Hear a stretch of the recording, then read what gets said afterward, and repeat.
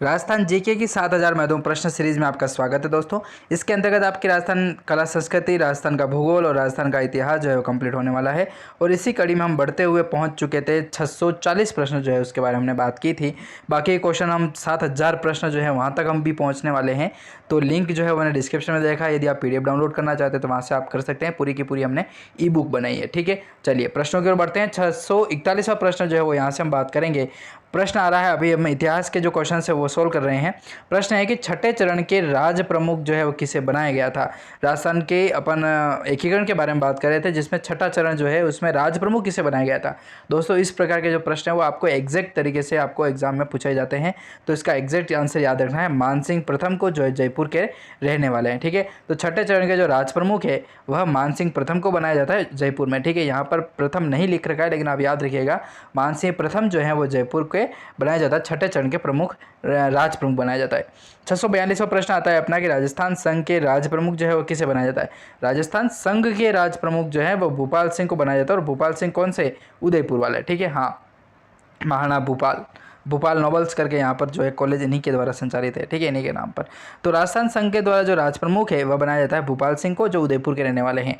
643वां प्रश्न है, महाराजा थे, ठीक है, भूपाल सिंह जी।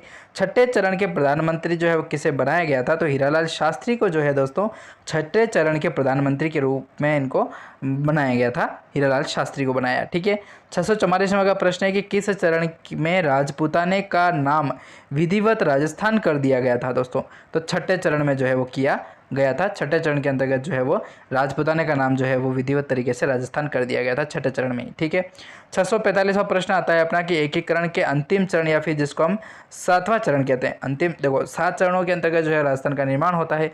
तो 7वां चरण या फिर जिसको अंतिम चरण कहते हैं एकीकरण का, वह होता है दोस्तों 1 नवंबर 1956 को। ठीक है, 1 नवंबर 1956 को जो है वो 7वां चरण होता है। अगला प्रश्न है अपना 646 नंबर का कि राजस्थान एकीकरण की जो प्रक्रिया है वो कब संपन्न होती है। तो 1 नवंबर 1956 को होती है। ठीक है, चलिए अगला प्रश्न 647वां प्रश्न आता है अपना। प्रश्न कह रहा है कि राजस्थान का वर्तमान स्वरूप जो है वो कब अस्तित्व में आता है। दोस्तों तो 1 नवंबर 1956 को ही आता है। राजस्थान का जब एकीकरण की 7वीं जो प्रक्रिया चल रही थी, 7वें चरण की, तब की ही बात है जब राजस्थान जो है वो अपने वर्तमान स्वरूप में आ जाता है। 648वां प्रश्न है कि राजस्थान में राज प्रमुख का जो पद है वह समाप्त करके एक नया पद चलाया जाता है, जिसका नाम था राज्यपाल। ठीक है, गवर्नर जो है वो शुरू किया गया था यहाँ पर। ठीक है, चलिए गला बहुत खराब हो चुका है। अगला प्रश्न आता है अपना 649 नंबर का। राजस्थान के प्रमुख राज्यपाल जो है वो किसे बनाए गए थे।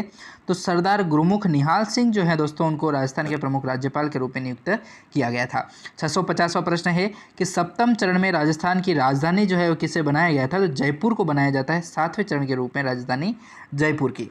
अगला प्रश्न 651 नंबर का कि वर्तमान राजस्थान संघ के जो मुख्यमंत्री है दोस्तों वो किसे बनाया गया था। तो मोहनलाल सुखाड़िया को बनाया गया था, जो उदयपुर में यहाँ पर इनका मकान है। लेकिन अब इनका जो बच्चा है ना दोस्तों वो बिल्कुल ही अस्तित्व में नहीं है, राजनीति से संबंधित है ही नहीं। जबकि 3 बार 15-16 साल ऐसे कुछ 15 साल रहे थे। ठीक है, 3 बार इनका जो है वो मुख्यमंत्री रहे हैं। कितनी बड़ी बात होती है राजस्थान के लिए, 3 बार मुख्यमंत्री कोई व्यक्ति रहा है और उसका जो बालक है दोस्तों वो कुछ भी नहीं है, राजनीति से संबंधित ही नहीं है। तो क्या कर सकते हैं अपन। अगला प्रश्न देखें 652 नंबर का प्रश्न है कि 7वें चरण में राजस्थान का कौन सा क्षेत्र मध्य प्रदेश में मिलाया गया था। तो वो था दोस्तों सिरोज क्षेत्र। सिरोज क्षेत्र जो है वो 7वें चरण में राजस्थान का मध्य प्रदेश में मिलाया गया क्षेत्र था, सिरोज क्षेत्र। 653वां प्रश्न है कि राजस्थान संघ निर्माण के समय किसने कहा था कि मैं अपने डेथ वारंट पर हस्ताक्षर कर रहा हूँ। तो चंद्रवीर सिंह के द्वारा कहा गया था, बांसवाड़ा के बांसवाड़ा के चंद्रवीर सिंह जो थे उनके द्वारा कहा गया कि मैं अपने डेथ वारंट पर हस्ताक्षर कर रहा हूँ राजस्थान संघ निर्माण के लिए। लेकिन कौन समझाए इनको कि आप एक नई चीज़ और एक नया जो है वो चीज़ बनने वाली है राजस्थान भारत के लिए। अगला प्रश्न 654 नंबर का आता है कि वागड़ संघ का जो गठन है वह किसने किया था। तो डूंगरपुर के महाराव लक्ष्मण सिंह का नाम आता है। लक्ष्मण सिंह जो है वह वागड़ संघ का गठन करने वाले माने जाते हैं। 655वां प्रश्न है कि स्वतंत्रता के समय राजस्थान की सबसे प्राचीन रियासत कौन सी थी। दोस्तों तो मेवाड़ जो रियासत मानी जाती है वह स्वतंत्रता के समय राजस्थान की सबसे प्राचीन रियासत थी मेवाड़। 656 नंबर का प्रश्न है कि स्वतंत्रता के समय राजस्थान की सबसे बड़ी रियासत कौन सी थी? तो जोधपुर रियासत जो है दोस्तों, वह स्वतंत्रता के समय राजस्थान की सबसे बड़ी रियासत मानी जाती है। 657वां प्रश्न है कि स्वतंत्रता के समय राजस्थान की सबसे छोटी रियासत कौन सी थी? तो शाहपुरा मानी जाती है, शाहपुरा भिलवाड़ा की। स्वतंत्रता के समय जो है राजस्थान की सबसे छोटी रियासत थी अपनी शाहपुरा। 658वां प्रश्न है कि स्वतंत्रता के समय अलवर के राजा कौन थे? तो महाराजा तेज सिंह जो है वो स्वतंत्रता के समय अलवर के राजा माने जाते हैं।